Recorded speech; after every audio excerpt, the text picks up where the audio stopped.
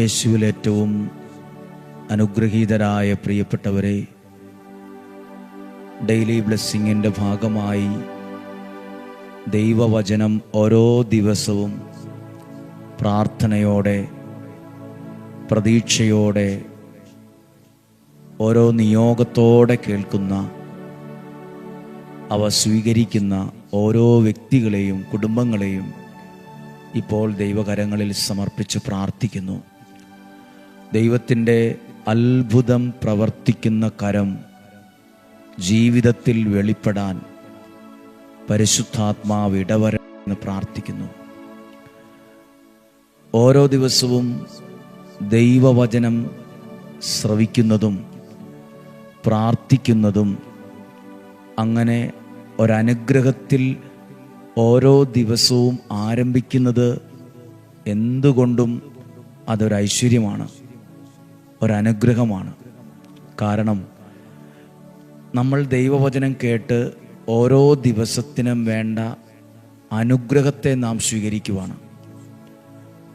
നിങ്ങൾക്ക് വേണ്ടി പ്രാർത്ഥിക്കുന്നു, നിങ്ങളുടെ കുടുംബത്തിന് വേണ്ടി പ്രാർത്ഥിക്കുന്നു, ആരോഗ്യത്തിന് വേണ്ടി പ്രാർത്ഥിക്കുന്നു, ദീർഘായുസ്സിന് വേണ്ടി പ്രാർത്ഥിക്കുന്നു.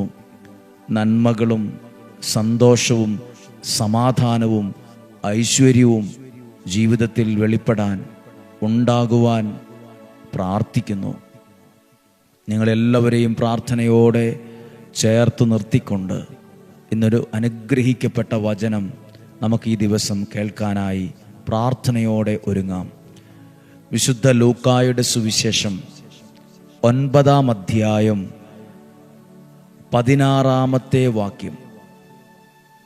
9-ാം അധ്യായം 16-ാം വാക്യം. അപ്പോൾ അവൻ ആ 5 അപ്പവും 2 മീനും എടുത്ത് സ്വർഗത്തിലേക്ക് കണ്ണുകൾ ഉയർത്തി അവ ആശീർവദിച്ച് മുറിച്ച് ജനങ്ങൾക്ക് വിളമ്പാനായി ശിഷ്യന്മാരെ ഏൽപ്പിച്ചു. എല്ലാവരും ഭക്ഷിച്ച് തൃപ്തരായി. ബാക്കി വന്ന കഷ്ണങ്ങൾ 12 കുട്ട നിറയെ ശേഖരിച്ചു. എഴുതിയിരിക്കുന്ന 1-ാമത്തെ വാക്കാണ്, അവൻ 5 അപ്പവും 2 മീനും എടുത്ത് മനുഷ്യരിലേക്ക് നോക്കിയെന്നല്ല, സ്വർഗത്തിലേക്ക് നോക്കിയെന്നാണ്. മനുഷ്യരിലേക്കാണ് നോക്കിയിരുന്നതെങ്കിലോ അത് പല അഭിപ്രായങ്ങൾ കൊണ്ടും പല ചിന്തകൾ കൊണ്ടും അതിന്മേലൊരു നന്മ ഉണ്ടാകത്തില്ല. പല പ്രതിസന്ധികളുടെ മുമ്പിലും നമ്മൾ പലരും നോക്കുന്നത് മനുഷ്യരുടെ മുഖത്തേക്കാണ്, അവരുടെ അഭിപ്രായത്തിലേക്കാണ്. അതിനാണ് നമ്മൾ ചിലപ്പോൾ പ്രാധാന്യം കൊടുക്കുക. എന്നാൽ ദൈവത്തിലേക്കാണ് നോക്കിയത്. യേശു 5 അപ്പത്തെ എടുത്ത് സ്വർഗത്തിലേക്കാണ് നോക്കിയത്. ദൈവത്തെ നോക്കുന്നവർ പ്രകാശിതരാകുമെന്നാണ്, അത് അനുഗ്രഹമാകുമെന്നാണ്. ജീവിതത്തിൽ, നിങ്ങളുടെ ജീവിതത്തിലും ചില വിഷയങ്ങൾ, ചില പ്രതിസന്ധികളുടെ മുമ്പിൽ നിൽക്കുന്നവരാണ്. മനുഷ്യരുടെ മുഖത്തേക്കല്ല നോക്കേണ്ടത്, ദൈവത്തിലേക്ക് നോക്ക്. അതിനൊരു ഉത്തരം നിനക്ക് ദൈവം തരാൻ തുടങ്ങും, അതിനൊരു പരിഹാരം ദൈവം കൽപ്പിക്കാൻ തുടങ്ങും. യേശു 5 അപ്പത്തെ എടുത്ത് സ്വർഗത്തിലേക്ക് നോക്കി ആശീർവദിച്ച് മുറിച്ചു എന്ന് എഴുതിയിട്ടുണ്ട്. ആശീർവദിച്ചു, അത് മുറിച്ചു. പ്രിയപ്പെട്ടവരെ, മുറിച്ചത് മുറിച്ച് കളയാനല്ല, മുറിച്ച് കളയാനല്ല. നമ്മൾ ചിന്തിക്കുന്ന ഒരു കാര്യമുണ്ട്, ഈ മുറിയപ്പെട്ടത്, ഈ വേദനിക്കുന്നത് മുറിച്ച് കളയാനാണ്. മുറിച്ച് കളയാനല്ല, അതൊരു അത്ഭുതമാകുന്നതിൻ്റെ ആരംഭമാണ്. ദൈവത്തിൻ്റെ കരങ്ങളിലിരുന്ന് മുറിയുന്നത് കാണുമ്പം പലരും പറയും, കണ്ടോ മുറിഞ്ഞു, കണ്ടോ തീർന്നു, എല്ലാം അവസാനിച്ചു. ഞാനത് അത്ഭുതത്തോടെ വിശ്വസിക്കുന്ന ഒരു കാര്യമാണ്. ദൈവകരങ്ങളിൽ ഏൽപ്പിച്ചു കൊടുത്തൊരു ജീവിതമാണ്. എന്നിട്ട് നമ്മുടെ ജീവിതത്തിൽ ചില സങ്കടങ്ങളും മുറിയപ്പെടുന്ന അനുഭവങ്ങളും ഉണ്ടായോ, അത് വേറൊരു അത്ഭുതത്തിലേക്ക് ദൈവം നയിക്കുന്നതിൻ്റെ ഒരു ആരംഭം കുറിക്കുന്നതാണ്. നിങ്ങൾ ദൈവകരങ്ങളിലിരുന്നാണോ, പ്രാർത്ഥനയോടെ ഇരിക്കുന്ന നിങ്ങളുടെ ജീവിതത്തിലാണോ ചില നഷ്ടങ്ങളും വേദനകളും ഒക്കെ ഉണ്ടായത്? എന്തോ ഒരു അനുഗ്രഹത്തിലേക്കാണ്, എന്തോ ഒരു അത്ഭുതത്തിലേക്കാണ്. ഈ ദൈവകരങ്ങളിലിരുന്ന് മുറിയുന്നത് കാണുമ്പം പലരും പറയും പ്രാർത്ഥിച്ചിട്ടൊന്നും കാര്യമില്ല കേട്ടോ. കണ്ടോ, പുള്ളി ദൈവകരങ്ങളിൽ ഇരുന്നിട്ടും ഇതാണ് അവസ്ഥ, പുള്ളി പ്രാർത്ഥിച്ചിട്ടും ഇതാണ് അവസ്ഥ. നമ്മുടെ പ്രിയപ്പെട്ടവർ ചോദിക്കും, പ്രാർത്ഥിച്ചിട്ട് നിനക്ക് എന്തുണ്ടായി, എന്ത് ലഭിച്ചു, എന്ത് കാര്യങ്ങളൊക്കെ ലഭിച്ചു എന്നൊക്കെ ചോദിക്കും. ദൈവകരങ്ങളിൽ ഇരുന്നാണോ മുറിയുന്നത്, അതൊരത്ഭുതത്തിലേക്കാണ് പോകാൻ പോകുന്നത്. ശിഷ്യന്മാർ യേശുവിൻ്റെ കരങ്ങളിലാണ് ഈ 5 അപ്പം ഏൽപ്പിച്ചത്. പ്രിയപ്പെട്ടവരെ, 5 അപ്പം ഏൽപ്പിച്ചു. ദൈവകരങ്ങളിൽ ഏൽപ്പിച്ച വിഷയങ്ങൾ ചിലപ്പോൾ ഒടിയാം. ദൈവകരങ്ങളിൽ ഏൽപ്പിച്ചു കൊടുത്ത വിഷയം ചിലപ്പോൾ മുറിയാം. ദൈവകരങ്ങളിൽ ഏൽപ്പിച്ചു കൊടുത്ത വിഷയം ചിലപ്പോൾ നടക്കാതെ വരുന്നതായി തോന്നാം. ഇതെല്ലാം കാണുമ്പോൾ പലരും പറയും, കണ്ടോ, ദൈവകരങ്ങളിൽ ഏൽപ്പിച്ചു കൊടുത്തിട്ട് മുറിഞ്ഞു, ഒടിഞ്ഞു.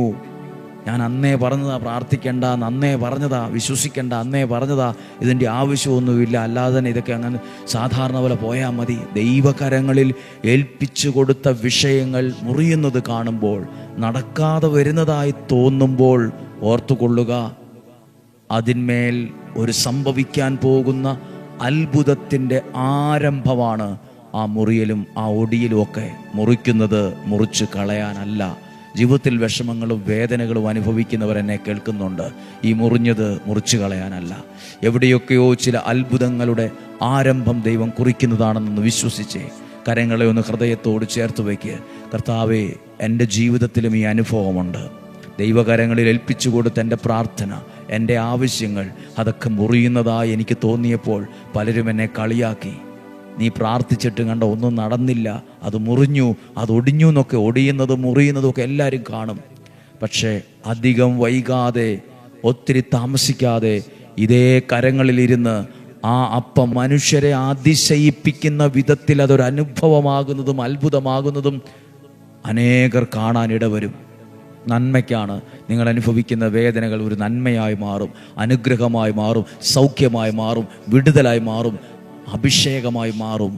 നമുക്കൊന്ന് പ്രാർത്ഥിക്കാം. കർത്താവേ, ഇന്ന് ഈ ദിവസം, ഈ വെള്ളിയാഴ്ച ദിവസം അങ്ങയുടെ വചനം കേൾക്കുന്ന ഓരോ കുടുംബങ്ങൾക്കും പറയാനുണ്ട്, ഓരോ വ്യക്തിക്കും പറയാനുണ്ട്, ഓരോ അമ്മയ്ക്കും പറയാനുണ്ട്, ഓരോ അപ്പനും പറയാനുണ്ട്. ഞാൻ മുറിഞ്ഞ അനുഭവമാണ്, തകർന്നിരിക്കുവാണ്, പൊട്ടിയിരിക്കുവാണ്, ഒടിഞ്ഞിരിക്കുവാണ്.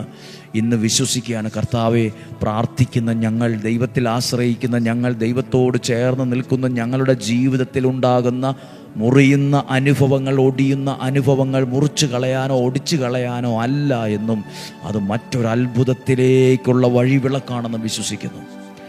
കർത്താവേ, അങ്ങയുടെ കരങ്ങളിൽ ഡെയിലി ബ്ലെസ്സിങ്ങിൻ്റെ ഭാഗമായി നിൽക്കുന്ന ഓരോ വ്യക്തികളെ, ഓരോ കുടുംബങ്ങളെ, ആ വചനങ്ങൾ സ്റ്റാറ്റസ് ഇടുന്നവരെ, ആ വചനങ്ങൾ ഗ്രൂപ്പുകളിൽ ഷെയർ ചെയ്യുന്നവരെ, കർത്താവേ, അങ്ങയുടെ ശുശ്രൂഷകളിൽ പങ്കാളികളായി നിൽക്കുന്ന ഓരോ വ്യക്തികളെയും അനുഗ്രഹിച്ച് പ്രാർത്ഥിക്കുന്നു.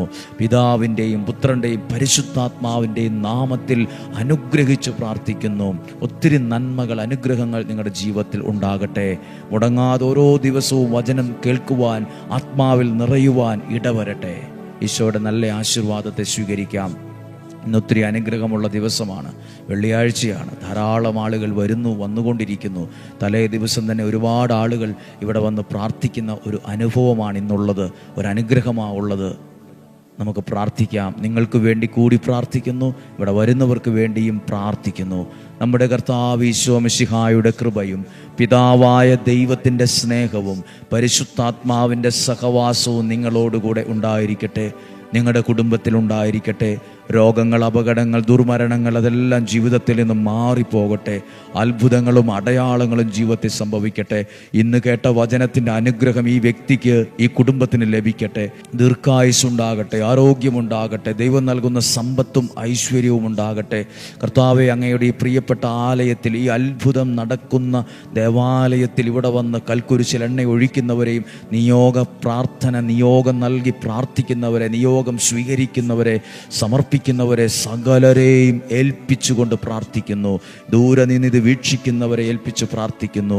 കർത്താവെ, എല്ലാ യുവതി യുവാക്കൾക്കും വേണ്ടി പ്രാർത്ഥിക്കുന്നു, രോഗികൾക്ക് വേണ്ടി പ്രാർത്ഥിക്കുന്നു, കണ്ണിന് കാഴ്ച കുറവുള്ളവർക്ക് വേണ്ടി പ്രാർത്ഥിക്കുന്നു, കാഴ്ചയുമായി ബന്ധപ്പെട്ട് വിഷമം അനുഭവിക്കുന്നവർക്ക് വേണ്ടി പ്രാർത്ഥിക്കുന്നു. കർത്താവെ, അങ്ങയുടെ നാമത്തിൽ അനുഗ്രഹിച്ച് പ്രാർത്ഥിക്കുന്നു. യേശുവിൻ്റെ നാമത്തിൽ അനുഗ്രഹിച്ച് പ്രാർത്ഥിക്കുന്നു. ഇപ്പോഴും എപ്പോഴും എന്നേക്കും. ആമേൻ. നല്ലൊരു ദിവസം ആശംസിക്കുന്നു.